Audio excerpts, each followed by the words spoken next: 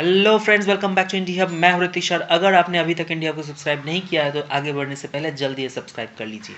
Now आपको एक बहुत ज़्यादा इंटरेस्टिंग बात बताता हूँ। हाल ही में ईरान ने अपने डेप्यूटी डिफेंस मिनिस्टर को मार डाला है। यहाँ ईरान को एक शक था कि इनके जो डेप्यूटी डिफेंस मिनिस्टर हैं वो यूके के लिए जासूसी कर रहे हैं। जी हाँ, डेप्यूटी डिफेंस मिनिस्टर, जो कि बहुत ही इंपॉर्टेंट पोस्ट होता है। आप यहाँ आर्टिकल देख पाएंगे, Iran executes farmer deputy defence minister A dual national accused of spying. And हाँ, एज मेंशन्ड, ये आदमी एक डुअल नेशनल था, मतलब इसकी यूके में भी सिटीजनशिप थी और स्पाइंग के केस में इसे मार डाला गया है रिसेंटली। बताया जा रहा है कि ये आदमी, जो कि एक समय ईरान के डिफेंस मिनिस्ट्री को संभाल रहा था, इस आदमी ने बहुत बड़ा विश्वासघात किया है ईरान के साथ। ईरान के कई न्यूक्लियर साइंटिस्ट को मरवा दिया है इसने। ईरान का जो न्यूक्लियर प्रोग्राम है उसे बहुत पीछे ढकेल दिया है, इसलिए ईरान ने इस आदमी को फांसी की सजा सुना। बट ऋषि सुनैक, जो कि आज के समय यूके के करंट प्रेसिडेंट है, उनका यहाँ ये प्रॉब्लम है कि ये आदमी यूके नेशनल भी था और ऋषि सुनैक ने यहाँ ईरान को बार बार कहा था कि आप इस आदमी पर जो भी आरोप लगाना चाहो लगाओ, बट इसे जेल में, इसको फांसी की सजा मत सुनाओ। बट ईरान कह लीजिए बहुत ही ज्यादा गुस्से में था। जिस तरीके से ईरान ने इस आदमी की वजह से लॉसेस झेली है, तो ऋषि सुनैक की बात को अनदेखा कर इन्होंने इस आदमी को फांसी दे दी। तो इस वजह से रिसेंटली ऋषि सुनैक ने यह भी ट्वीट करा है कि अली रेजा को जिस तरीके से ईरान में मार डाला गया, एक ब्रिटिश ईरानियन को जिस तरीके से मार डाला गया, ये एक बहुत ही कावर्डली एक्ट था ईरान की सरकार के द्वारा। एंड मैं इसका बहुत ही ज्यादा निंदा करता हूं। अब आप यहाँ पर कहोगे कि इस आदमी ने कितना ज्यादा नुकसान किया था ईरान का, तो चलिए जानते हैं बेसिक। देखिए, जिस तरीके से भारत के पास है raw research and analysis wing, Pakistan के पास है आईएसआई, इजराइल के पास है मौसीद, उसी तरीके से ब्रिटिश के पास है MI6। आपने जेम्स बॉन्ड का नाम तो सुना ही होगा। जेम्स बॉन्ड 007, ये फिक्शनल कैरेक्टर भी MI6 का ही मेंबर है। And over the years MI6 आपको काफ़ी बार इंडिया के साथ कॉपरेट करते हुए भी दिखेगा, क्योंकि टेररिस्ट को पकड़ने के समय MI6 इंडिया की बहुत ज़्यादा मदद करता है।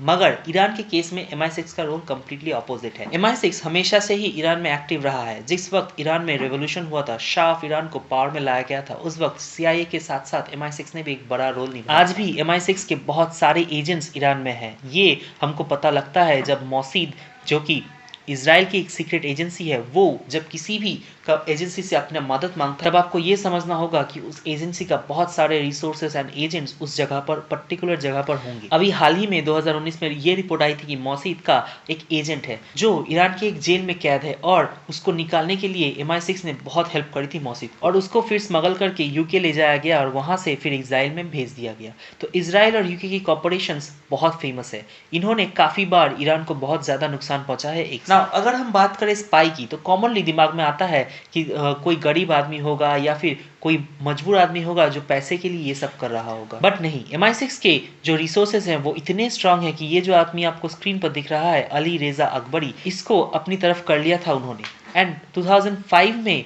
ये आदमी ईरान के डिफेंस मिनिस्टर भी बन गए। उसके बाद भी बहुत लंबे समय तक ईरान के जो डिफेंस सेक्टर है वहाँ पर इस आदमी का एक बहुत ही ज़्यादा बड़ा रोल। इसको सारी जानकारी थी कि ईरान के जो न्यूक्लियर साइंटिस्ट है वो कहाँ रहते हैं, कब बाहर जाते हैं, कैसे इनकी सिक्योरिटी मैनेजमेंट होती है। और ईरान के हिसाब से इस आदमी के साथ MI6 ने इतना अच्छा रिलेशन बना लिया था कि धीरे धीरे इसने ईरान के जो सारे न्यूक्लियर साइंटिस्ट के जो सीक्रेट्स है वो MI6 को दे दी। एंड MI6 ने ये जाकर पास डाउन कर दी मौसीद को, जिसकी वजह से ईरान के जो सबसे बड़े न्यूक्लियर साइंटिस्ट हैं उनको भी मार दिया गया।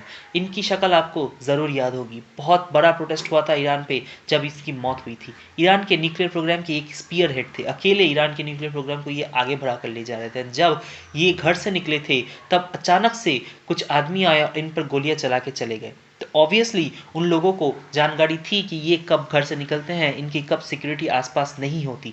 जब ये असैसिनेशन हुआ तो ईरान की सरकार बहुत शॉक थी कि कैसे ईरान के टॉप न्यूक्लियर साइंटिस्ट इस तरीके से मारे गए, किसने ये सारी इन्फॉर्मेशन बाहर। और उसके अलावा भी आप अगर देखो तो काफ़ी बार न्यूज़ ये आती थी कि ईरान के किसी न्यूक्लियर साइट पे आग लग गई है, कोई वायरस चला गया वहाँ पर, या फिर और कोई अनहोनी हो गई। इवेंचुअली ईरान की सरकार ने इन सारी बातों का आरोप लगाया है इस आदमी पर।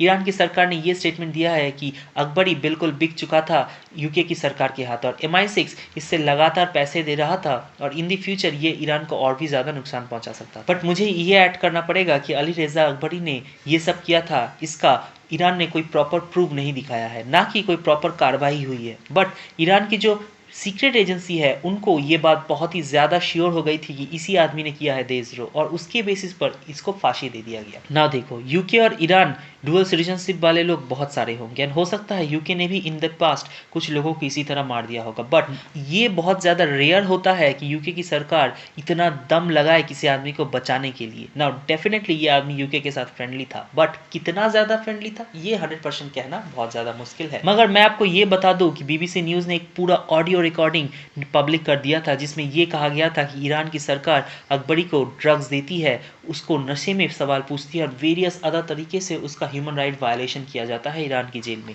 एंड यूके ने अपनी तरफ से पूरी कोशिश करी थी कि किसी भी तरह अकबरी को बचाया जाए। ऑलमोस्ट ये लग रहा था कि ये किसी अपने एसेट को बचा रहे हैं, but in the and Iran की सरकार ने इस आदमी को फांसी दे दिया। एंड इसके जवाब में हम देख रहे हैं कि यूके ने कहा है कि हम बहुत सारे सैंक्शंस लगाएंगे अब इसके बाद ईरान पर।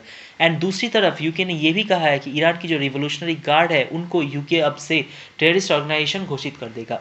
देखिए ये बहुत डेंजरस स्टेप है, इससे पहले यूएसए ने भी यही किया था। तो कल को मान लीजिए ईरान के रेवोल्यूशनरी फोर्सेस की कोई ऑफिसर यूके को कहीं बाहर मिल जाती है, किसी देश जैसे इराक में मिल जाती है, तो वहां यूके उन पर सीधा गोली चला देगा। जो स्टैंड यूएसए का है ईरान पर वही स्टैंड अब से यूके का भी होगा।